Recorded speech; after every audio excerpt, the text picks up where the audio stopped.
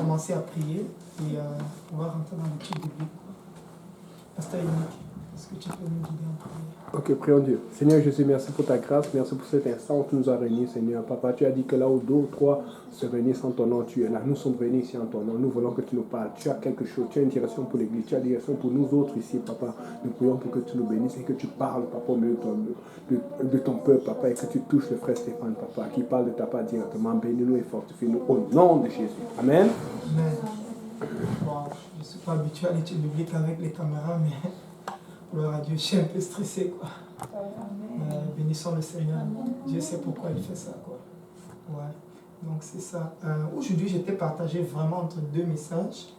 J'étais vraiment partagé et je crois que le Seigneur voulait qu'on parle du message dont on va partager ce soir. On va parler du cœur et des désirs. Et on va parler du cœur et des désirs. J'ai vraiment eu ça. Le premier verset dans lequel on va aller, c'est dans Proverbe 4, verset 23. Et on va lire aussi Matthieu 15, verset 19.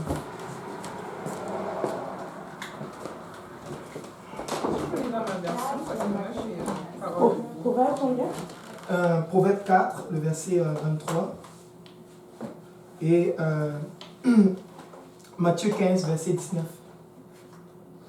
Si quelqu'un là, il peut lire. On va même aussi écouter la version parole de vie. Je vais lire chez moi. Je vais écouter un peu ce que ça dit. Je n'ai jamais fouillé. La Bible dit dans le Proverbe 4, verset 23, « Garde ton cœur plus que toute chose, car de lui viennent les sources de la vie. » On va continuer aussi au verset 24. « Écarte de ta bouche la fausseté, et loin de tes lèvres les détours. » Et qu'est-ce que ça dit de ton côté? Par-dessus tout, surveille ton cœur, car il est la source de la vie. Interdis à ta bouche de mentir, ne dis jamais de mal des autres. C'est fort. Je trouve que la version, c'est plus spécifique, quoi. C'est quoi ce... Parole de vie, Proverbe 3, Proverbe 4, Proverbe 4, 23, 24. On va aussi lire Matthieu 15 à partir du verset 19. La Louis II dit ceci, car c'est du cœur que viennent les mauvaises pensées, les meurtres, les adultères, les impudicités, les vols, les faux témoignages, les calomnies. Voilà les choses qui souillent l'homme, mais manger sans s'être lavé les mains, cela ne souille pas l'homme. Verset 19? Oui. 18. 19, attends. 18. Tu peux prendre 18, 19. Ok. Mais ce qui sort de la bouche vient du cœur. Voilà ce qui rend une personne impure. En effet, les mauvaises pensées sortent du cœur. Alors les gens tuent les autres, ils commettent l'adultère, ils ont une vie immorale, ils volent, ils mentent devant le tribunal et ils disent du mal des autres. Voilà ce qui rend une personne impure. Mais quand on ne se lave pas les mains avant de manger, cela ne rend pas impur. Donc la Bible est en train de nous dire que de notre cœur, c'est de là que viennent en fait les bonnes choses comme les mauvaises choses. La Bible dit que de ton cœur peuvent sortir les sources de la vie, comme de ton propre cœur peuvent sortir les meurtres, les mensonges, les mauvaises pensées. Ça dit même chez moi, les mauvaises pensées. Et par la suite, ça met virgule, les meurtres, les adultères, les faux témoignages, les calomnies. Donc la Bible te dit que tout ça est dans ton cœur. Donc si on veut résumer les deux versets, c'est comme ton cœur est comme une boîte dans laquelle il y a des bonnes choses et des mauvaises choses. Et la Bible te dit en constance, à chaque moment, tu dois surveiller ton cœur. C'est comme une mauvaise pensée peut jaillir. Tu peux regarder ton frère et puis une pensée noire te vient à cœur. Mais la Bible te dit, tu dois veiller sur ton cœur de telle sorte que ce que tu fasses, ça ne reflète pas les mauvais desseins qui sont dans ton cœur. C'est ce que la parole de Dieu est en train de dire. Je ne sais pas qui a déjà eu à lutter avec les mauvaises pensées. En tout cas, moi, beaucoup. Et au début, je pensais que j'étais déchu. Oui, je suis déchu. De par ma nature que j'ai hérité de mes parents, à cause du péché. La Bible dit que le cœur de l'homme est tortueux et méchant par-dessus tout. Donc nos cœurs sont méchants, nos cœurs sont tortueux, nos cœurs, il y a des mauvaises choses qui sont là à l'intérieur, quoi. Et la Bible te demande, j'aime beaucoup la version de Becky, de surveiller ton cœur. Et nous allons étudier un personnage aujourd'hui, c'est Saül. Lorsque tu regardes la vie de Saül, déjà Saül peut être n'importe qui ici, dans cette pièce. Ce n'est pas juste Saül. L'histoire de Saül peut se répéter dans la vie de n'importe qui, dans la vie de n'importe quel croyant. Saül peut être n'importe qui. La Bible dit que Saül avait commencé humblement dans la maison de Dieu. Il avait commencé, il était vraiment très humble. Lorsqu'on est venu pour loin de roi, après les gens se moquaient même de lui, quoi. On a demandé est-ce qu'on doit leur faire du mal. Il a dit non, qu'on les laisse. Quand tu regardes le début de sa vie, il avait une vie qui parlait du Seigneur. Il avait une vie où il exaltait le Seigneur, où il s'appuyait sur le Seigneur. Il avait le Seigneur comme appui. Mais à partir du moment où il est monté roi sur Israël, tu vois directement que c'est comme si un autre esprit s'est saisi de lui en fait. C'est comme si une autre pensée a commencé à se saisir de lui, quoi. Et on aurait tendance à dire, mais s'il n'avait pas été roi, peut-être qu'il n'aurait pas fini comme ça. Mais tu regardes et tu vois que sa vie a totalement balancé en fait. Et lorsque tu étudies bien la vie de Saül, et tu étudies bien pourquoi est-ce que le Seigneur l'a rejeté, tu comprends clairement qu'il moissonnait selon la chair. Il était en train d'exalter les désirs de la chair. C'était un homme charnel. Lorsque la première place qui nous montre cela, c'était lorsqu'il rentrait de bataille, qu'est-ce qu'il dit? Les filles ont commencé à chanter, il rentrait de bataille avec les Philistins. Les filles ont commencé à chanter, Saül a tué 1000, David a tué 10 000. Il a commencé à devenir orgueilleux, il a commencé à devenir fâché. Pourquoi? Parce qu'il voulait qu'on exalte sa chair, qu'on l'élève en constante, qu'il soit constamment élevé. Et c'était un homme qui moissonnait selon la chair. Il aimait les désirs de la chair, il suivait les penchants de la chair. Chaque fois, il voulait être élevé. Lorsque Jonathan a battu même le poste des Philistins, lorsqu'on a commencé à élever son propre fils, il n'était pas content. Il n'était vraiment pas content. Et son désir l'a poussé au point où il a fini par mourir en fait. Ça l'a tellement poussé loin qu'il a fini par désobéir à Dieu. Et qu'est-ce qui s'est passé? Le Seigneur l'a rejeté. Et en contraste, dans le même livre de Samuel, tu peux voir David qui avait un cœur. La Bible dit que c'est lui qui est l'homme au cœur selon Dieu. Pourquoi? Parce qu'il avait les désirs spirituels qui plaisaient au Seigneur. Il aimait le Seigneur. Il aimait le Seigneur. Il aimait vraiment Dieu. Il aimait les choses de Dieu en fait. Donc ces deux personnages illustrent en fait les deux types de désirs que nous pouvons avoir. Et ça illustre en fait nos cœurs, si je peux dire quoi. Tout ce qui peut se passer dans nos cœurs. Et Dieu dit il a rejeté Saül. Pourquoi? Parce qu'il moissonnait selon la chair. Il moissonnait selon la chair. David, il a constamment dit, qui suis-je? Je ne suis qu'un avorton ou bien un moins que rien, le plus petit de ma famille. Qu'est-ce ma famille? Il ne s'élevait pas. Il regardait plutôt à l'Éternel. Même ses batailles, il s'appuyait sur l'Éternel et non sur sa propre force. Donc ces deux types de personnes, ou bien ces deux caractères, illustrent vraiment parfois qu'est-ce qui peut se passer dans notre cœur. Mais la Bible dit que nous avons le choix en fait. Tu as le choix de choisir, est-ce que tu vas être un David ou est-ce que tu vas être un Saül? Tu as le choix soit d'élever ta chair, de l'exalter et de moissonner, et vraiment de vivre selon la chair, ou bien de choisir d'avoir des désirs spirituels, ces désirs qui plaisent à Dieu. Et regarde, qu'est-ce que Dieu a dit? Dieu a dit qu'il va étendre le royaume de David à perpétuité en fait, qu'il aura toujours une lampe devant le Seigneur. Pourquoi? Parce que son cœur avait des désirs spirituels. Certes, dans sa marche, il a fait des erreurs, mais son cœur était à la bonne place. Il aimait l'Éternel. Et dans le psaume 40, l'un des psaumes que j'aime le plus, il dit ceci. Tiens, on peut le lire, je pense, mais qui on aura besoin aussi de ta version. Parce que ça dit de bonnes choses, ça parle vraiment très bien. C'est le psaume 42. Oui, le psaume 42. On va lire du verset 1 à 3. Ma Bible dit, au chef des chantres, cantique des fils de Corée. Mon âme, comme une biche soupire après les courants d'eau, mon âme soupire après toi, ô mon Dieu. Mon âme a soif de Dieu, du Dieu vivant. Quand irai-je et paraîtrai-je devant la face de l'Éternel? Ça, c'est l'un des psaumes. Lis un peu chez toi, Becky, s'il te plaît. Comme une biche désire l'eau du ruisseau, ainsi je te désire, toi, mon Dieu. J'ai soif de Dieu, du Dieu vivant. Quand pourrai-je entrer dans son temple et me présenter devant lui? Wow. ben, c'est correct pour le reste. Et dans le psaume 24, quand tu lis le psaume 24, tu comprends où étaient les désirs de David. Les désirs de David n'étaient pas sur son trône. David n'a pas cherché à conserver son trône par sa propre force. Mais qu'est-ce qu'il s'est fait? Il s'est appuyé sur l'Éternel. Regardons le psaume 24. Il dit ceci. À l'Éternel la terre et ce qu'elle renferme, le monde, ceux qui l'habitent. Car il a fondé sur les mers, il a affermi sur les fleuves. Qui pourra monter à la montagne de l'Éternel? Qui s'élèvera jusqu'à son lieu saint? Celui qui a les mains innocentes, le cœur pur, celui qui ne livre pas son âme au mensonge, qui ne jure pas pour tomber, il obtiendra la bénédiction de l'Éternel. La miséricorde du Dieu, de son salut, voilà le partage de la génération qui invoque l'Éternel, de ceux qui cherchent ta face, Dieu de Jacob.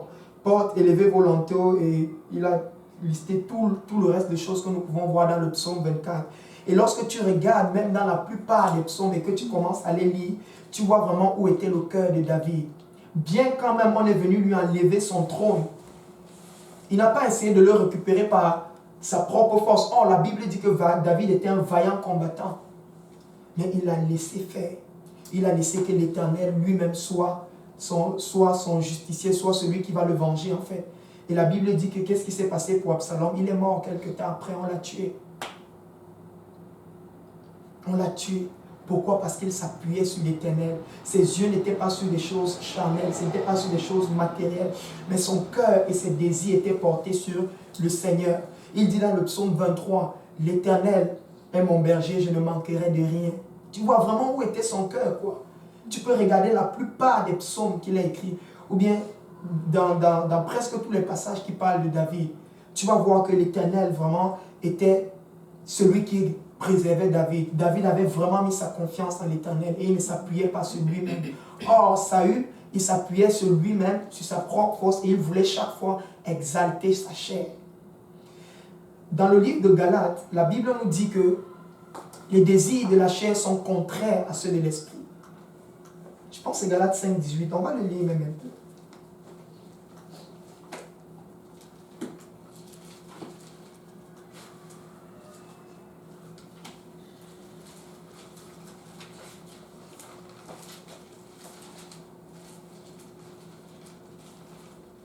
À 22. Si quelqu'un a, il peut lire. Si vous êtes conduits par l'esprit, vous n'êtes point sous la loi. Or, les œuvres de la chair sont manifestes. Les œuvres de la chair sont elles sont manifestées. Tu peux le lire, ce sont l'adultère, l'impudicité, l'impureté, la dissolution, l'idolâtrie, la magie, les inimitiés, les querelles, les jalousies. Ça ne vous rappelle pas la parole que le Seigneur a donnée plus tôt, qu'on a lu plus tôt, que c'était du cœur que venaient toutes ces choses. Donc tout ça c'est dans ton cœur. Tu as la capacité d'être un Saül, comme tu as la capacité d'être un David. Tu peux continuer. Les disputes, les divisions, les sectes, l'envie, les meurtres, l'ivrognerie, les excès de table. Je vous le dis d'avance, comme je l'ai déjà dit, que ceux qui commettent de telles choses n'hériteront point le royaume de Dieu. Verset 22. Mais le fruit de l'esprit, c'est l'amour, la joie, la paix, la patience, la bonté, la bénignité, la fidélité, la douceur, la tempérance. La loi n'est pas contre ces choses. Verset 24.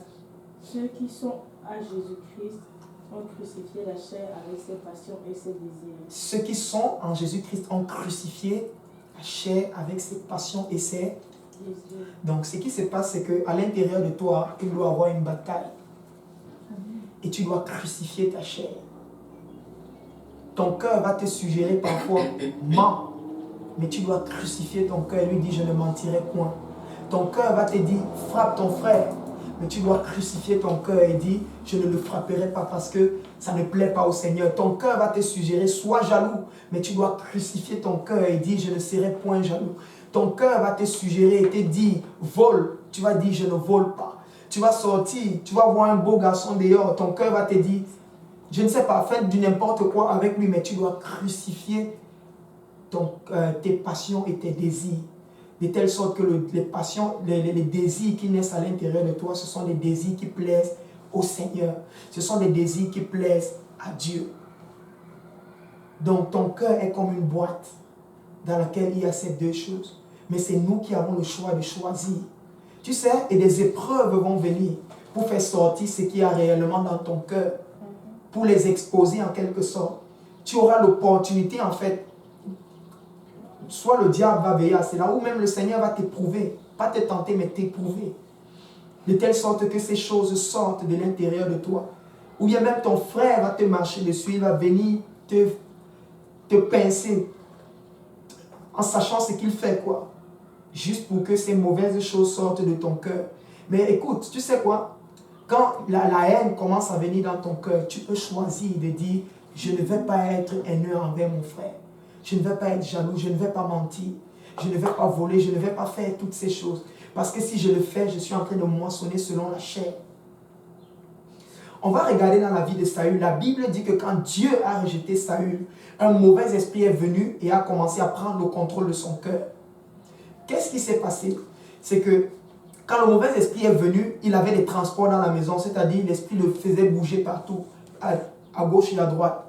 Et quand il rentrait en transe, qu'est-ce qui s'est passé? On a appelé David pour que David vienne jouer de la harpe. Et quand il jouait de la harpe, la Bible dit que l'esprit la pesait. Ça la pesait tant et aussi longtemps qu'il ne savait pas que David était en train de convoiter, qu'on avait oint David pour être roi. Mais quand il a appris la nouvelle et il a vu que David était en train de prendre la gloire, David avait beau jouer la harpe, mais ça ne fonctionnait plus sur lui. La Bible dit que pendant que David était en train de jouer la harpe, il avait sa lance à la main et l'esprit s'est saisi de lui, il a pris la lance et il a voulu tuer David. Mais la Bible dit que David esquiva et David s'est enfui. Comme pour dire quoi, même les mauvais esprits, ces démons-là, ils vont utiliser ces désirs qui sont dans nos cœurs. Ils vont venir parfois, je ne sais pas, ça ne t'est jamais arrivé d'être fâché et sur un coup de la colère, tu fais quelque chose et après tu te dis, qu'est-ce qui m'a pris? Je l'ai fait. Qu'est-ce qui m'a poussé à faire telle chose? C'est parce que tu as ouvert une porte, tu as ouvert la porte de ton cœur et tu as laissé que le diable rentre. La Bible dit, ne donne pas accès à l'ennemi. Ne lui donne pas accès. On avait beau jouer la harpe, mais la harpe ne fonctionnait plus sur lui. On avait beau jouer ces choses, la même harpe qui fonctionnait un temps, ça ne fonctionnait plus sur lui. Pourquoi? Parce que son cœur était ouvert au mal. Et donc l'esprit pouvait l'utiliser pour faire le mal. Et toute sa vie, il a été en train de courir afin de tuer David et il a fini par mourir. Et Dieu utilisait le mal qu'il essayait de faire à David et Dieu le changeait en bien. Tout le mal qu'il essayait de faire à David, Dieu le changeait en bien. La Bible dit que toute chose concourt au bien de ceux qui aiment l'Éternel. Donc même si ton ennemi dans le coin veut te faire du mal, laisse-moi te dire que Dieu va changer ce mal en bien. Et on peut regarder un autre deuxième exemple qu'on va regarder dans la parole de Dieu, c'est le Seigneur lui-même. La Bible dit que le Seigneur, après avoir jeûné 40 jours et 40 nuits, il eut faim. Et qu'est-ce qui s'est passé? Le tentateur s'approcha, le désir, il voulait manger. Parce qu'il voulait manger, qu'est-ce qui s'est passé? Le tentateur, il a vu que lui, il a faim. Et qu'est-ce qui s'est passé? Il est venu, il a commencé à suggérer au Seigneur. Il a commencé à lui parler. Il a commencé à lui donner des pensées. Tu sais quoi? Tu peux être dans la colère. Et dans cette colère, l'ennemi directement vient. Et il commence à te suggérer des pensées. Il commence à te dire, tu peux te fâcher même. Tu parles mal au pasteur. Tu peux être dans la colère et puis tu fais ci. C'est ce que ton cœur va te suggérer. Et l'ennemi va même venir veiller à ce que tu fasses cela afin d'offenser l'homme de Dieu. Mais écoute, tu peux choisir de dire non, je ne vais pas faire cela. Je ne vais pas faire cela. Tu peux choisir de dire non. Je sais, c'est dur. Pourquoi? À cause de l'état de notre chair. Mais nous pouvons choisir et dire je ne ferai pas ces choses. Je ne vais pas le faire parce que je ne suis pas en train d'honorer mon Dieu. Regarde, la Bible dit ceci. Le premier de tous les... pas le premier. La Bible dit dans la Bible que nous devons honorer le Seigneur. Nous devons honorer Dieu. Et je me posais la question, mais c'est quoi honorer Dieu? Comment est-ce que je peux honorer le Seigneur? Tu sais, dès que j'ai ramené ça à mes parents, j'ai tout de suite compris. Tu sais, quand tu es né dans une certaine famille, on t'a donné une éducation. Tu as grandi avec cette éducation. Et lorsque tu sors, tu ne fais pas ce qu'on t'a demandé de faire. qu'est-ce que tu es en train de faire? Tu n'es pas en train d'honorer tes parents. Si tu répètes, tu continues, ton père va te dire, tu nous déshonores, tu nous mets la honte. Pourquoi? Parce que ce n'est pas ce qu'on t'a appris. Donc quand la Bible dit que tu honoreras le Seigneur, en fait, il est en train de te dire que tu dois marcher selon ce que le Seigneur t'a appris, selon ce qu'il t'a enseigné. Tu sais, quand tu viens dans le royaume de Dieu, il y a une façon de marcher, il y a une façon de se comporter, il y a une façon d'agir. Et lorsque tu n'agis pas de cette façon, tu n'es pas en train d'honorer le Seigneur. Tu es en train d'honorer l'autre. C'est pourquoi Jésus a dit aux pharisiens, vous avez pour père le diable, et c'est pourquoi vous voulez accomplir ses desseins. Pourquoi? Parce que tu n'es pas en train d'honorer Dieu lorsque tu fais ces choses. Et laisse-moi te dire que tu vas être tenté, tu vas être éprouvé. Tu vas être tenté de le faire. Tu vas être tenté de le faire. Donc, quand Jésus était sur la montagne et qu'il a été tenté, qu'est-ce qui s'est passé? Le diable lui suggérait, transforme ses pieds en pain et puis tu pourras manger et assouvir ton désir. Mais qu'est-ce qui s'est passé? Il a dit, l'homme ne vivra pas seulement de pain. Il a répondu avec la parole de Dieu. Il a répondu avec la parole de Dieu. Pourquoi? Parce que dans la parole de Dieu, il y a le désir de Dieu. Il y a le cœur du Seigneur. Il a dit, je ne vais pas le faire parce que mon Dieu dit, je ne dois pas le faire. Le diable l'a encore transporté. Il a dit, si tu es le Fils de Dieu, fais-le. Il a dit, je ne le ferai pas. Pourquoi? Parce que si je le fais, je ne suis pas en train d'honorer mon Dieu. Tu sais, tu peux répondre pareillement. Lorsque la tentation même frappe à ton cœur, tu peux répondre pareillement. Lorsque les mauvaises pensées même frappent à ta porte, tu peux dire non, je ne le ferai pas. En passant, avoir des mauvaises pensées qui traversent ta tête, ce n'est pas un péché. Mais c'est quand tu restes sur ces pensées que tu es en train de pécher. Et au début de ma marche, j'ai beaucoup lutté avec ça.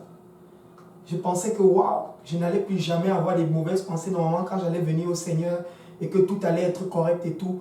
Mais je me suis rendu compte que chaque fois, je disais, mais pourquoi je suis autant magané comme ça? Mon cerveau est magané, mon cœur est magané. Oh Dieu, j'ai juste besoin que tu m'aides. J'ai tellement prié, que Dieu enlève les mauvaises pensées. Je me suis rendu compte que ça ne part pas. C'est comme ce n'est pas un démon que tu chassis pas. En fait, il faut apprendre comment dealer avec. Tu apprends comment dealer avec.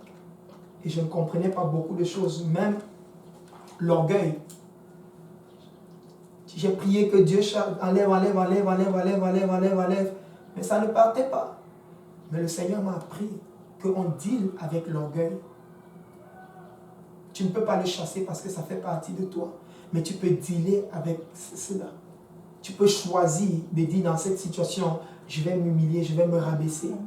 Tu peux choisir de le dire, l'orgueil va vouloir venir. C'est comme je ne voulais même plus qu'il y ait ce sentiment de je voulais que c'est. Mais je me suis rendu compte que ça ne part pas, c'est là. Mais tu choisis en fait de dire je ne vais pas agir de cette façon, mais je vais plutôt agir de cette autre façon. C'est le choix que tu fais en fait. Et nous avons une troisième personne que nous allons étudier et puis nous allons finir avec cette personne, c'est Judas. C'est vraiment Judas. Judas était l'un des 12 qui avait été choisi par le Seigneur lui-même. Il avait été choisi comme disciple du Seigneur. Donc il était parmi les 12. La Bible nous dit que Judas était un voleur. Dans Jean 12, le verset 6, si quelqu'un peut le lire. Jean 12. Il disait cela. Non qu'il se mit en peine des pauvres, mais parce qu'il était voleur, et que tenant la bourse, il prenait ce qu'on lui mettait. Mais qui tu peux me payer? C'est juste pour voir un peu. C'est la première fois de vraiment l'utiliser dans une étude biblique. Jean 12, 6. Judas ne dit pas cela parce qu'il pense aux pauvres, mais parce que c'est un voleur. C'est lui qui garde le porte-monnaie et il prend ce qu'on met dedans. Donc ce qui s'est passé, c'est que son cœur peut-être lui disait vole ce qui est dans la bourse. Et il disait ok, je vais écouter mon cœur. Comme certaines personnes disent souvent, ben, écoute ton cœur, juste écoute ton cœur. N'écoute pas ton cœur te ment. Et je dis ça tout le temps. Même aux gens qu'on rencontre souvent dans le métro ou dans certaines de mes études bibliques, n'écoute pas ton cœur te ment. Ton cœur te ment. J'ai parlé un jour avec une fille et puis c'était à l'évangélisation. Je pense qu'elle avait probablement laissé le Seigneur à cause d'un garçon. Et elle disait, ben, c'est lui, je sais que c'est lui. Et je lui ai dit, je lui ai juste posé une question, c'est comme le Seigneur m'a inspiré sur le coup de lui poser cette question. Dis-moi, est-ce que c'est le premier homme que tu as eu à connaître dans ta vie? Elle me dit non. Je lui dis, ok. Si tu te souviens bien, est-ce que tu n'as pas dit la même chose concernant celui qui était avant lui là? Elle me dit oui. J'ai dit, est-ce que vous êtes encore ensemble? Elle me dit non. J'ai dit, ben, qu'est-ce qui te fait croire qu'après lui, il n'y aura pas quelqu'un d'autre? Elle me dit, non, je sais que c'est lui. Oui, mais tu l'as dit tantôt concernant l'autre qui était avant. Mais qu'est-ce qui te fait croire en fait que là, tu ne vas pas dire ça avec le prochain et tu vas continuer à caler dans ton péché? Parce que tu es en train de dire, tu ne veux pas servir Dieu parce que tu sais que tu es dans le péché avec quelqu'un. Et tu refuses le Seigneur à cause de cela. Et c'est comme quand je lui disais ça, elle est juste arrivée au point où elle m'a dit, bah, en fait, je ne veux juste pas pour le moment. Je préfère d'abord vivre comme je suis en train de vivre. Je dis, ok, c'est ton choix. C'est vraiment ton choix, c'est ce que tu choisis. Mais n'essaye pas de masquer ton choix avec le c'est lui ou bien ce n'est pas lui, quoi. Dis que tu as choisi et puis assume juste ton choix, quoi. Et que si demain, il arrivait telle ou telle autre chose là, que tu ne dises pas, oh, c'est parce que je croyais que, ou bien parce que parfois ça prend que tu dises la vérité aux gens, ça va les choquer, mais c'est la vérité. Et j'apprends cela de mon pasteur. Donc, nous devons apprendre à recevoir la vérité quand on nous l'a dit, quoi. Et dans Jean 13, la Bible nous montre comment le diable est venu, tu dis, il est venu insuffler de mauvaises pensées. Tout ce qui vient de ton cœur ne vient pas forcément du Seigneur. Amen. Il y a quelque chose? Non, c'est juste qu'elle suit. Elle est là, quoi. C'est bon. Quelqu'un peut lire Jean 13, le verset 2. Pendant le souper, lorsque le diable avait déjà inspiré au cœur de Judas Iscariote, fils de Simon, le dessein de le livrer. Qui avait inspiré le dessein? Le diable. De qui tu peux lire un peu chez toi? Jésus et ses disciples prennent le repas du soir. L'esprit du mal a déjà mis dans le cœur de Judas, le fils de Simon Iscariote, l'intention de livrer Jésus. Qui a mis dans le cœur? L'esprit du mal. L'esprit du mal, le diable, il a mis dans le cœur de Judas. C'est tout ce qui vient de ton cœur ne vient pas de Dieu. Ça ne vient pas forcément du Seigneur. Éprouve ce que tu as dans le cœur avec la parole de Dieu. Éprouve avec la parole de Dieu. Comment savoir qu'est-ce qui est bien si ce n'est pas en lisant la parole de Dieu? Et quand les gens disent souvent j'ai à cœur ceci ou j'ai à cœur cela. Si ça concorde avec les Écritures, c'est de Dieu. Mais si ça ne concorde pas, ce n'est pas de Dieu. Tu peux avoir à cœur, mais ce n'est pas Dieu. Parfois, c'est toi-même. Parfois, c'est l'ennemi. Parfois, c'est Dieu. Tout ce qui vient de ton cœur ne vient pas du Seigneur. Tout ce qui vient de ton cœur ne vient pas de Dieu. Ce n'est pas parce que ça vient du cœur que tu vas croire que c'est de Dieu. Non, Dieu parle à nos cœurs, oui, parfois. Mais ce n'est pas tout le temps qu'il parle à nos cœurs. Et ce n'est pas toutes les fois où c'est de Dieu. Parfois, c'est toi-même. Parfois, c'est toi et c'est toi-même. Le diable avait mis dans le cœur, il avait mis dans le cœur de Judas le dessein de livrer le Seigneur. Donc tu peux avoir ton bon plan que tu as conçu, tu as bien arrangé, bien, tu as concocté, mais c'est le diable en fait qui était là insufflé. Lui-même il ne savait pas qu'il était dirigé par le diable. Et tu lui disais, Judas, en fait le diable est en train de te... Il allait te dire non. Pourquoi? Parce qu'il était aveuglé par ça. Pourquoi? Parce que son cœur, déjà, il avait laissé son cœur ouvert. Il avait laissé son cœur ouvert et le diable pouvait venir et mettre n'importe quoi dedans. Et il allait juste agir selon ce qui devait naître sur son cœur. Donc si le diable lui disait ment, il allait mentir. Pourquoi? Parce que son cœur était déjà ouvert. Et regardons ce qui s'est passé par la suite. Par la suite, la Bible nous dit, dans Jean 13, le verset 27, si quelqu'un peut le lire. Dès que le morceau fut donné, Satan entra dans Judas. Jésus lui dit, ce que tu fais, fais-le promptement. Qu'est-ce qui s'est passé? Déjà, le diable avait mis le dessein dans son cœur. C'était là, ça trottait à l'intérieur de lui. Et il était en train de marcher, ça tournait. Et au bon moment, qu'est-ce qui s'est passé? Le diable est venu rentrer dans son cœur. Et le Seigneur lui a dit, ce que tu veux le faire, fais-le promptement. Pourquoi? Parce qu'il avait laissé son cœur ouvert. La Bible dit, Ne donnez pas accès au diable. Que l'ennemi ne t'utilise pas dans la maison de Dieu. Que le diable ne t'utilise pas. Ferme ton cœur, résiste aux œuvres du diable. Résiste aux œuvres mauvaises. Et laisse-moi te dire qu'il va venir frapper à la porte. C'était comme si le diable était en train de chercher, je veux tuer le Seigneur, je vais tuer le Seigneur. Mais qui a le cœur ouvert, qui va être disponible pour accomplir ce dessein. Parce que la Bible dit, le diable est venu mettre le dessein dans le cœur de Judas. Et c'est comme s'il était en train de rôder, il regardait qui est la personne la plus prompte. C'est qui.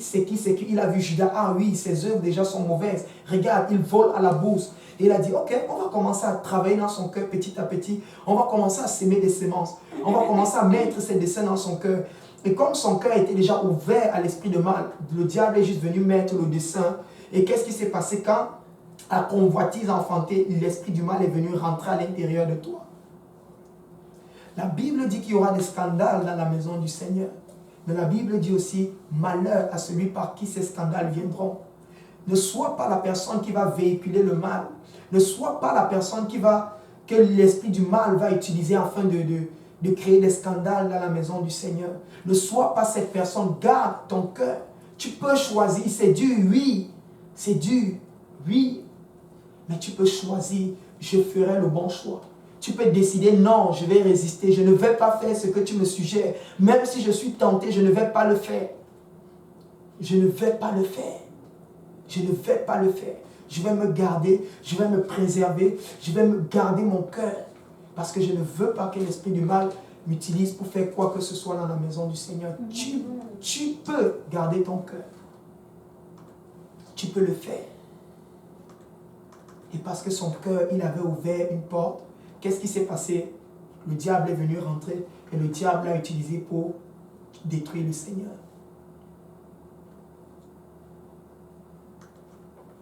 Tu peux garder ton cœur. Tu peux garder ton cœur. Tu peux garder ton cœur.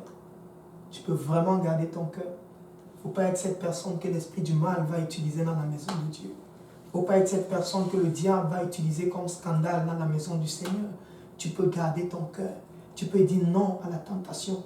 Tu peux dire non même à tes propres désirs qui ne viennent pas de Dieu. Même si ton cœur va te dire, écoute, tu peux pécher avec telle personne. Tu lui dis non, ça ne vient pas de Dieu, je refuse. La Bible dit mon corps est le temple du Saint-Esprit.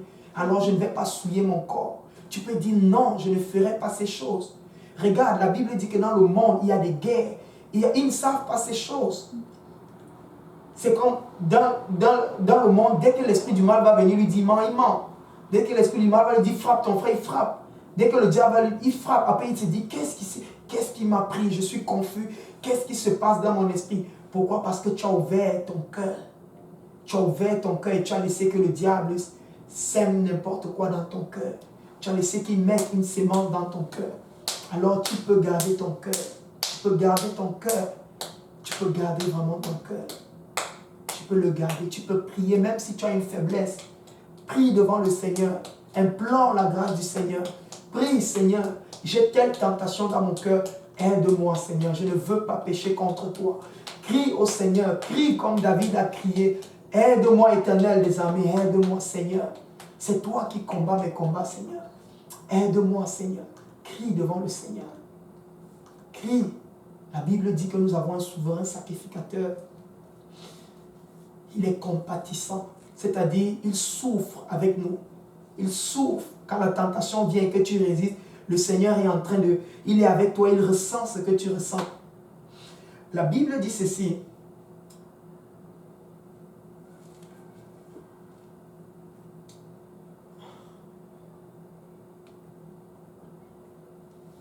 Dans Jacques 4, le verset 7, la Bible dit, soumettez-vous donc à Dieu et résistez au diable et il fuira loin de vous. Résiste. C'est ce que la parole de Dieu dit. Dans les moments de tentation, résiste. Tiens ferme. Serre-toi, même s'il faut que tu attrapes ton téléphone et que tu croques. Attrape, croque. Mais résiste. Alléluia. Résiste. Résiste. Tiens ferme. Dis-toi, je vais me tenir pour le Seigneur. Je vais me tenir pour Jésus. Je vais me tenir. Je vais me tenir. Regarde ce que la parole de Dieu dit. La parole de Dieu dit ceci. Dans 1 Timothée 6, 9, si quelqu'un là, il peut le lire.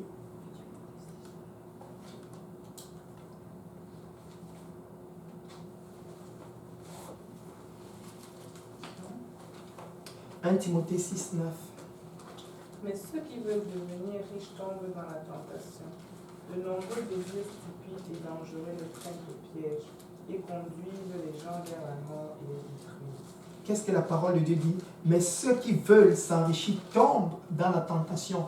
Il parle encore de son désir. C'est comme un désir d'avoir de l'argent, d'avoir du gain. Un désir d'avoir tel. La Bible dit il tombe dans la tentation et dans le piège et dans beaucoup de désirs insensés et pernicieux qui plongent les hommes dans la ruine et la perdition. C'est toujours nos désirs, toujours nos cœurs. Le Seigneur a dit dans Jean 14, le verset 30, « Je ne parlerai plus guère avec vous, car le prince du monde vient et il n'a rien en moi. » Tu peux le lire un peu dans ta version, Mickey? Jean 14. Ouais.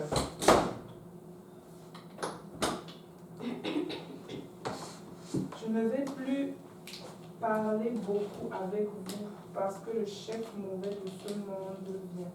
Il ne peut rien me faire. Continue. Il ne peut rien te faire. Il ne peut rien faire. Je continue. Verset 31. Ça dit quoi? Mais il vient parce que le monde doit savoir une chose. J'aime le Père et je fais tout ce que le Père m'a commandé. Je vais vous raconter. Dans sa version, ça dit quelque chose. Chez moi, ça dit « Il n'a rien en moi ». Donc, il n'y a rien à l'intérieur de moi qui lui appartient. Il n'y a pas une quelconque convoitise qu'il va venir trouver dans mon cœur qui va faire en sorte qu'il puisse me tenter à faire quoi que ce soit. Il n'a vraiment rien à l'intérieur de moi. Nous devons surveiller nos cœurs comme le Proverbe 4 dit. Tu dois veiller sur ton cœur, tu dois le regarder. En constante, ton ennemi rôde, ton ennemi regarde, ton ennemi dit, est-ce que je peux l'utiliser? Est-ce que je peux l'utiliser pour créer telle chose? Est-ce que je peux l'utiliser pour créer telle autre chose? Est-ce que je peux l'utiliser? Mais tu dois rester ferme et dire non, non et non. Non, non et non. C'est dur. Pourquoi? Parce que nous venons du monde et nous avons appris une façon de vivre. Notre cœur est déchu. Il y a plein de mauvais désirs qui naissent. Mais tu peux dire non à toutes ces choses. Ton cœur va te suggérer, va boire de l'alcool. Mais tu peux lui dire non, je ne goûterai pas de l'alcool. Ton cœur va même te dire, va, fume. Tu peux dire non, je ne fumerai pas parce que je ne veux pas détruire le temple de Dieu. Et je veux honorer mon Père. Mon Père n'est pas un fumeur. Jésus n'était pas un fumeur. Amen. Jésus n'était pas un alcoolique. Jésus n'était pas un impudique. Et tu peux dire, je vais honorer mon Père. Je vais honorer, je vais vivre dignement selon l'enseignement, selon l'éducation que mon Père m'a donnée. Tu peux le dire. Tu peux le dire. Ça peut arriver que dans ta marche aussi tu tombes. Mais si tu tombes, cours devant le trône de la grâce et implore le Seigneur. Implore sa miséricorde. Reste juste au pied du Seigneur. Je disais un jour à une sœur, parfois, on va voir certaines personnes, on va dire, waouh, ils prient beaucoup. Eux là, ils prient beaucoup. Mais tu ne sais pas les combats auxquels ils font face. Tu ne sais pas si, quand ils sont devant le Seigneur, là, ils sont en train de prier, ils sont en train de demander à Dieu de les aider avec un problème. Tu ne sais pas. Peut-être qu'ils prient beaucoup comme ça, ils sont en train de crier que Dieu les délivre d'un certain péché, d'une certaine chose. Ce n'est pas forcément parce qu'il veut montrer qu'il est spirituel. Et parfois, il est en train d'implorer la grâce de Dieu. Seigneur, aide-moi. Aide-moi. Si tu ne m'aides pas, je vais tomber, Seigneur. Si tu ne m'aides pas, je vais faillir, Seigneur. Si tu ne m'aides pas, je vais tomber. Je n'ai pas commencé à beaucoup prier parce que j'aimais juste beaucoup prier. Non, personne n'aime la prière. Quand je suis venu à Dieu, le diable me disait tout le temps, ça ne va pas donner. Tu vas rétrograder, tu vas tomber. Tu ne vas pas y arriver. Tu es juste trop mince. Tu es juste trop détruit en fait. Tu es juste trop pourri pour pouvoir servir Dieu. Tu sais ce que j'ai commencé à faire? J'ai juste commencé à pleurer devant le Seigneur. Seigneur, aide-moi. Je commençais à jeûner juste Je jeûnais, je ne mangeais même plus. Je jeûnais parce que je me disais, je ne veux pas tomber. Je ne veux pas retourner dans ces choses. Je ne veux pas retourner dans ce monde. Je ne veux pas retourner dans cette vie. J'ai laissé mon ancienne vie derrière moi. Je ne veux pas retourner dans ces choses. J'ai commencé à jeûner. Je jeûnais. J'appelais le frère Didier. Je disais au frère Didier, je vais jeûner encore aujourd'hui. C'était comme j'étais tout le temps jeune.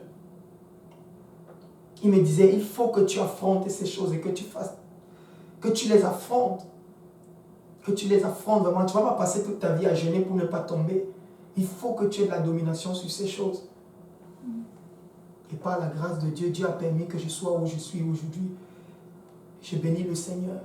J'ai tellement dit que j'allais tomber que je me suis fatigué de dire que j'allais tomber. J'ai commencé à dire, je vais servir Dieu. J'ai commencé à me dire, je vais servir Dieu. J'ai dit tout le temps, je vais tomber, je ne vais pas y arriver, je ne vais pas y arriver. Mais je vois quand même, j'avance. Je ne suis pas derrière, j'avance, ma vie spirituelle avance. Je suis comme, oh, donc il y a encore de l'espoir pour moi. Il y a encore de l'espoir. J'ai dit, on va continuer avec les choses qui fonctionnent. Et petit à petit, tu continues. Petit à petit, le Seigneur t'a fermé. Il te donne la domination sur chacune de ces choses.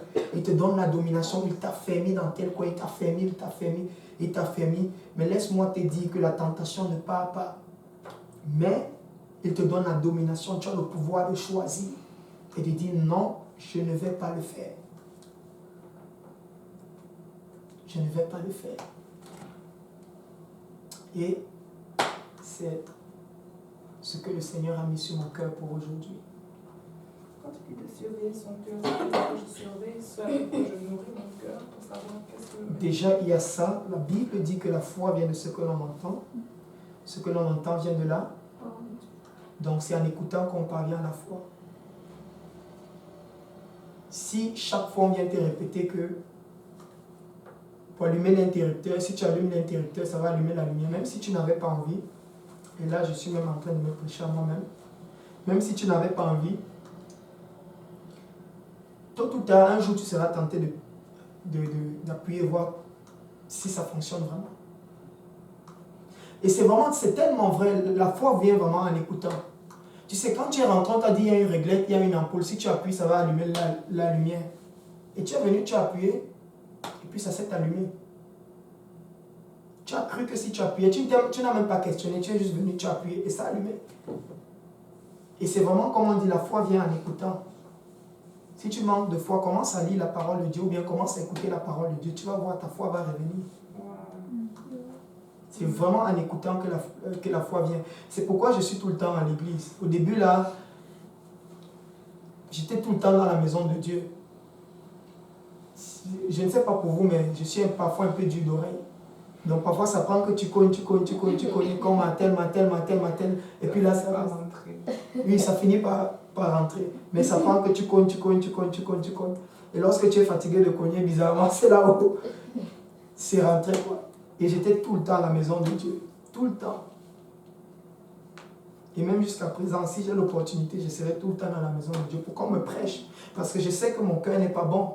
Mon cœur est mauvais. Si tu pouvais connaître les desseins qu'il y a dans mon cœur, peut-être tu allais disparaître. Si on te mettait dans mon cœur, peut-être que tu allais te couvrir la tête avec un drap et puis te cacher quelque part. Mais Dieu travaille. Dieu travaille. Je cours dans la maison de Dieu et je dis, Seigneur, aide-moi. Aide-moi.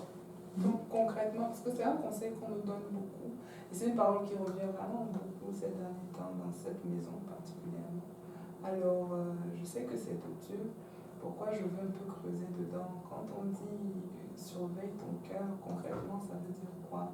Des fois, on nous parle de ça aussi. Quand on dit parce que de là proviennent les sources de la vie, alors c'est de là que viennent les mauvaises choses.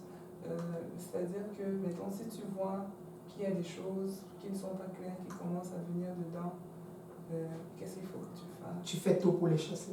Tu ne laisses pas que ça, je ne sais pas comment dire, grandisse. Tu vois?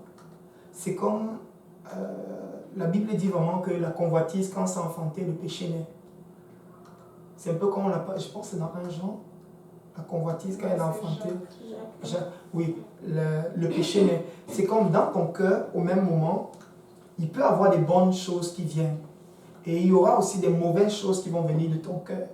Mais tu ne veux pas laisser que ces mauvaises choses restent dans ton cœur. Ou bien que ça s'installe. Parce que si tu trottes dessus, ça peut s'installer et ça reste, et puis tu te retrouves en train de faire quelque chose que tu n'avais pas prévu. C'est comme Johanna, par exemple, m'offense. Là, sur mon cœur, la colère monte. Il y a peut-être 6 choses qui peuvent venir. Peut-être lui donner un coup de main, un coup de poing. Non, mais c'est C'est un exemple. C'est un exemple, bien sûr. Ou, je ne sais pas, mal lui parler. Ou, je ne sais pas, faire quelque chose de désagréable. Comme toutefois aussi, il y a une petite voix qui peut venir. Tu peux juste te taire et te calmer. Tu vois un peu? Mais je sais déjà que ces 2 trucs, ça ne vient pas de Dieu. Parce que Dieu dit, tu aimeras ton prochain comme toi-même. Je sais que ce n'est pas de Dieu. Je ne vais pas le rester dessus, mais je vais tout faire pour faire partie cela de mon cœur. C'est un peu ça. C'est vraiment de surveiller ton cœur, de telle sorte que les choses ne restent pas sur ton cœur. Parce que ce que tu peux faire, c'est que tu peux ne pas répondre aujourd'hui, mais ce qui se passe, c'est que quand tu rentres, tu nourris de l'amertume. Tu vois un peu? Tu nourris de l'amertume dans le cœur. Et ça aussi, ce n'est pas bon parce que tôt ou tard, l'amertume va enfanter. Parce que quand Johanna va encore venir te faire un autre truc, ça va être encore un autre petit truc qu'elle est venue mettre. Un autre petit. C'est vraiment de beaucoup rester aussi au pied du Seigneur. Que parfois, il enlève. Humainement parlant, c'est difficile. De que vraiment le Seigneur nettoie ton cœur. Qu'il enlève vraiment tout. Et c'est comme si ta soeur ne t'avait jamais rien fait. Et demain qu'elle va te faire, tu seras... Et après, tu vas juste te calmer, quoi. Tu vas juste te calmer. Tu vas voir que l'autre amertume qui était là depuis, ce n'est même plus là. Parce que Dieu avait enlevé, quoi, de ton cœur. C'est vraiment de surveiller son cœur. C'est vraiment de surveiller son cœur. C'est de veiller vraiment sur son cœur. Et c'est la parole vraiment j'avais à cœur, là. Vraiment, tu dois veiller sur ton cœur. Tu dois le regarder à tout moment. Le fait que tu as l'envie de répondre à ta sœur, c'est humain. C'est humain, mais si tu le fais, tu n'es pas en train de glorifier le Seigneur. Tu vois un peu? Tu n'es pas en train de glorifier le Seigneur. Et j'ai eu beaucoup de problèmes avec Dieu a beaucoup travaillé dans ma vie sur ce point, en fait. Et je me rappelle un jour même, il me parlait, il me disait, fais très attention à ce qui sort de ta bouche quand tu es en colère. Parce que si tu me voyais avant, là, quand j'étais fâché, my God, je n'avais pas envie d'être à côté de moi, en fait. Je peux être lent à me fâcher, mais quand je suis vraiment fâché, là, tu n'as pas envie d'être à côté, quoi. Oui, donc fait que Dieu, il a vraiment fait un travail de fond, quoi. Un travail de fond, vraiment, et on y arrive. C'est à ça que servent les épreuves, en fait. Les épreuves sont là pour nous bâtir. C'est vrai qu'on n'aime pas qu'on est à l'intérieur, là, mais quand tu regardes le fruit est vraiment doux et agréable, et on bénit Dieu, en fait. Donc, si tu as un problème avec la colère, tu peux prier au Seigneur. Peut-être qu'il va envoyer quelqu'un qui va beaucoup t'offenser et qui va t'aider un peu à... N'est-ce pas, Tati Jo? Alléluia. Et de plus en plus, le caractère de Christ est formé à l'intérieur de nous. Et c'est le plus important que nous soyons vraiment sauvés, quoi. De plus en plus, le cœur de Christ est formé à l'intérieur de nous, quoi. Le cœur de Christ est formé à l'intérieur de nous. C'est un peu ça, nous devons veiller sur nos cœurs, quoi. Je l'avais vraiment à cœur pour aujourd'hui. J'étais partagé entre 2 trucs, mais ça ne faisait que me trotter dans l'esprit. Et je me suis dit, ok, c'est ça qu'on va partager aujourd'hui. Et la deuxième chose aussi, ça me vient à l'esprit encore. Le diable est au milieu de nous. Il rôde. Tu vois? Mais ne sois pas cette personne qu'il va utiliser, quoi. Et cette parole, c'est vraiment pour nous tous. Nous tous, moi, et chacun d'entre nous, quoi. Il faut vraiment veiller sur son cœur. Veiller vraiment sur son cœur, ses désirs et ses penchants. Et vraiment, rester au pied du Seigneur, vraiment, quoi. C'est vraiment, en tout cas, moi, ça m'aide beaucoup. Je ne sais pas pour vous, mais la prière, ça m'aide beaucoup. La lecture de la parole de Dieu. Et le jeûne, parfois, quand je vois que la prière ne fonctionne pas, bon, pas que ça ne fonctionne pas, mais je n'arrive pas à faire passer quelque chose avec la prière. J'essaie de trouver la parole de Dieu, quelque chose qui qui va m'apaiser l'affaire. Si ça ne passe toujours pas, bon, on commence un jeûne subit comme ça. Et le jeûne combiné à la prière, ça fonctionne. Je vous dis, c'est puissant. C'est vraiment puissant. Si tu veux évacuer ton cœur là, jeûne et prie au même moment, c'est vraiment puissant. C'est vraiment. S'il y a même un désir déplacé, jeûne et prie. Tu vas voir. Je te dis là, tu n'as pas aidé. C'est comme le jeûne vient casser ta chair. Et la prière, c'est comme s'il vient donner le coup de grâce au désir là. C'est comme. Il quitte très loin et puis quand tu sors de là, là tu es boosté encore pour beaucoup de temps. Quoi. Et petit à petit, Dieu te donne la victoire sur toutes ces choses. On a tous des faiblesses. Chacun d'entre nous. Quoi. Et on a parfois des penchants, mais vraiment nous devons veiller. Quoi. Nous devons veiller, prier beaucoup que Dieu nous aide. Quoi. Beaucoup prier. Ça peut arriver à tout le monde de tomber ou à tout le monde de... Si tu cesses de veiller sur toi-même, sur ta relation avec le Seigneur, ça peut arriver. Ça peut vraiment veiller sur sa relation avec Dieu. C'est la première des choses là. Je te dis, quand je commence à... Il y a eu des moments où quand je commençais à faire du temps sans prier, là, je me posais des questions. J'étais comme là, il faut que je reprenne ma vie de prière. Là, il faut que je reprenne ça. Parce que je suis en train d'être sur un mauvais terrain. C'est comme ta vie spirituelle, quoi. Quand tu sens déjà que bon, là, il faut que je retourne à ces affaires. Il faut que je retourne. Tu te forces. Tu commences à... Je ne sais pas pour vous, mais moi j'ai beaucoup d'amis dans le Seigneur. Amis spirituels, tu te greffes à quelqu'un, tu dis non, lui là, je sais que lui, il aime Dieu, il prie beaucoup. Lui là, je vais m'accrocher sur lui. Et puis quand je vais m'accrocher, comme je suis balade, il va m'amener encore et je vais reprendre la flamme et avancer. C'est vraiment comme ça. J'ai commencé à être avec le frère Didier, les Simplices et tous ces gens. C'est pas parce que je vous ai dit, tout le temps je disais je vais tomber. C'était ça qui trottait dans ma tête, je vais tomber, je vais tomber. Et quand j'entrais dans le métro, le diable me parlait aussi. Et il allait me dire, regarde, tu es juste à un seul trait. Pourquoi tu luttes avec ta chair? Laisse-toi juste aller, tu es juste à un trait, regarde la fille à côté de toi. Juste dis-lui un seul mot. Et puis tu n'auras plus à avoir toutes ces batailles. Je suis comme Seigneur, aide-moi, aide-moi, aide-moi, aide-moi, Éternel, aide-moi, aide-moi, aide-moi, aide-moi. J'ai commencé à voir le frère Didier, le frère Simplice. On priait souvent chez le frère Didier. J'ai commencé à me dire, tous les mercredis, c'était les mercredis, je dois aller chez lui pour comprendre. J'allais chez lui. Au début, la prière m'énervait beaucoup. Parce qu'on passait des heures dans la prière. C'est comme il ne finissait pas. Je te dis, après, je ne sais pas, peut-être 30 minutes de prière, là, c'était beaucoup. Je regarde, ils sont encore dans la prière, je suis debout. Je regarde, après un moment, Simplice aussi se fatigue. On est tous les deux, on se regarde, on rit. On regarde le frère Didier, lui, il est toujours en train de prier. On est comme, oh my God, on est parti au moins pour 2-3 heures. Et prie. Mais laissez-moi vous dire que, après un mois, j'ai commencé à suivre le rythme. Un mois. Et je vous dis, cette affaire a bâti ma vie spirituelle comme pas possible. Même quand j'étais à la maison, je ressentais juste l'envie de prier. Je m'évadais, je priais. Et c'est comme ça que j'ai commencé à avoir des victoires sur des batailles, juste comme ça. Je ressentais le besoin de prier, de passer juste du temps dans la prière, dans la présence de Dieu. Juste prier, chercher la face de Dieu. Prier. Et j'ai commencé à avoir certaines victoires. Et en priant, c'est comme Dieu m'était à cœur de jeûner. Je jeûnais une demi-journée, c'était beaucoup. Demi-journée, j'ai forcé. Quand j'ai passé là-bas de un jour, c'était une victoire totale. Un jour, 24 heures comme ça. J'ai peut-être fait 2 ou 3 mois, à peu près pour passer un jour, pour atteindre 24 heures de jeûne. Et quand j'ai passé, j'ai pu faire 1 jour et quelques, 2 jours. Et après un moment, j'ai commencé à rentrer dans les longs jeûnes. Et j'ai béni vraiment le Seigneur. J'ai béni Dieu pour ces gens. C'est vraiment, il faut avoir des amis. Il y a des moments où tu es down dans le Seigneur. Tu es vraiment à terre. Tu n'as même pas la force d'ouvrir la bouche. Mais parfois, juste le simple fait d'être dans un endroit où les gens prient, tu commences seulement à ouvrir la bouche, tu parles en langue 2-3 mots, et puis le goût revient, et puis te voilà qui est parti. Et puis ça te redonne le feu. Et à la maison, tu parviens à faire 5 minutes de prière. Or, tu n'avais même pas fait les 5 minutes là-avant. Et demain, comme ça va monter à 10, 15, 20, etc. Jusqu'au point où tu vas reprendre ton envol. C'est vraiment de...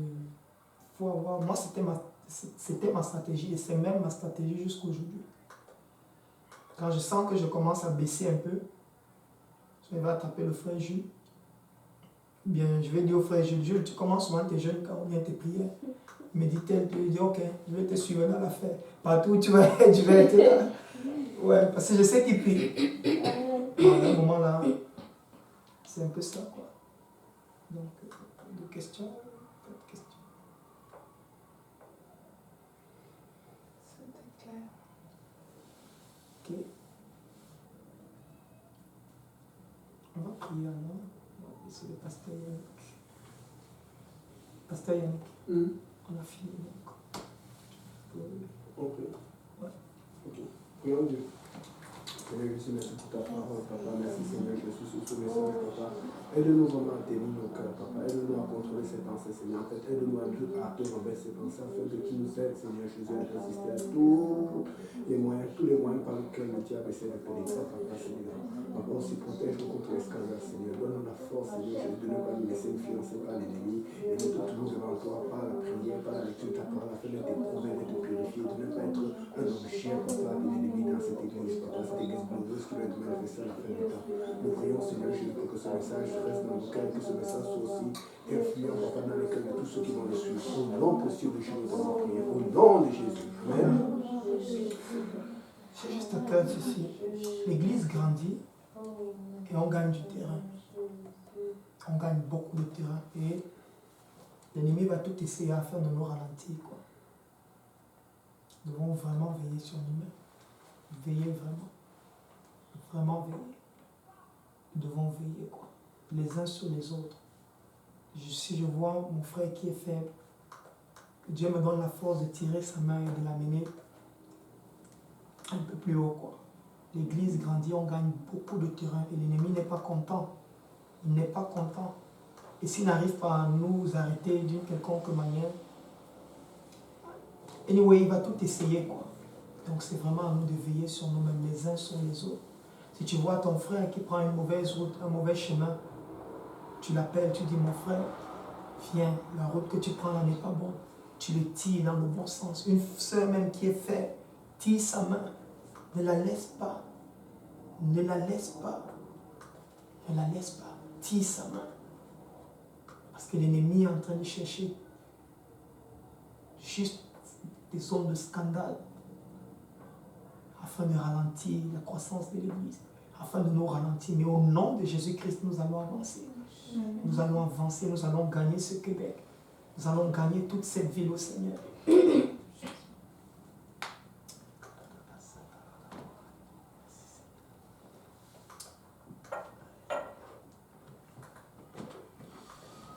Si c'est compris l'étude.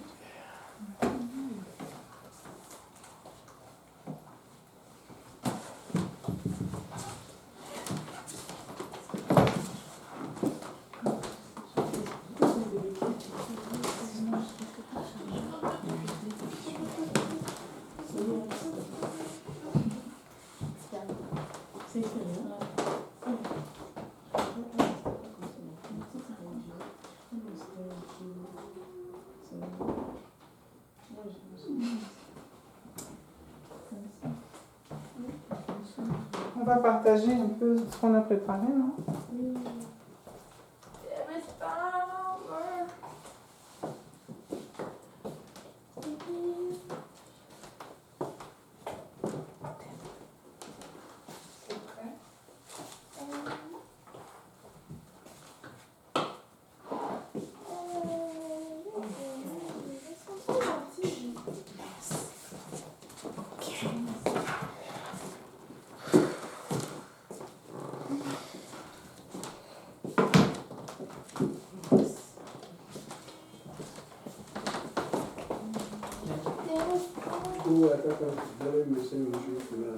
Bon, ben, on va faire le faire. Lolo. T'as encore les crêpes à faire. Waouh! Alléluia!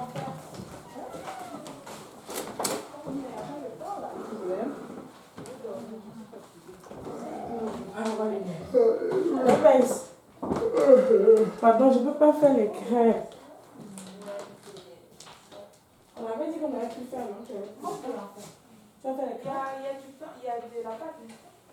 La pâte. Ça dépend s'il y a de la pâte. Est-ce qu'il y C'est à toi de mélanger la pâte. Tu vas mélanger la pâte. C'est bon, c'est pas. Avec le beurre.